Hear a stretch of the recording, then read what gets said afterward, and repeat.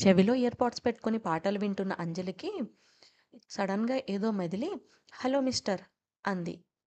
పాటలు వింటూ కళ్ళు మూసుకున్న అతనికి అంజలి మాట వినిపించలేదు. చిన్నగా అతని భుజం మీద తట్టింది ఆమె మొబైల్తో. ఎవరు అంటూ కళ్ళు తెరిచి చూసి ఏంటి అన్నాడు చెవిలో ఉన్న ఇయర్ పాడ్స్ తీసి. ఒక్కసారి నీ టికెట్ చూపించు అంది సీరియస్గా. నేను మీకెందుకు చూపెట్టాలి, అతను ఆల్రెడీ చెక్ చేశాడు అక్కడ అన్నాడు బస్సులో టికెట్స్ చెక్ చేసే అతన్ని చూపిస్తూ. నా దగ్గర వేషాలు వేయకుండా టికెట్ చూపెట్టు అంది సీరియస్గా.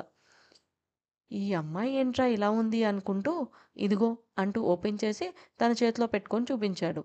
ఏది ఇలా ఇవ్వు అంది. అరే నేనెందుకు ఇస్తాను నా మొబైల్ అన్నాడు అతను. ఇస్తావా ఇవ్వవా అంది చాలా కోపంగా. అబ్బా ఉండండి, ఎందుకలా దౌర్జన్యం చేస్తున్నారు, అసలు నేను మీకెందుకు ఇవ్వాలి అంటుంటే వీడు ఇలా ఇవ్వడు అనుకుంటూ మొబైల్ అతని చేతిలో నుండి లాక్కుని అంజలి చేతిలోకి తీసుకుంది. హే ఇది దౌర్జన్యం అంటుంటే మొబైల్ స్క్రీన్ అతని వైపు తిప్పింది. ఎంత మోసం, అమ్మాయి పేరుతో సీట్ బుక్ చేసుకుంటావా, సిగ్గులేదు అంది అంజలి.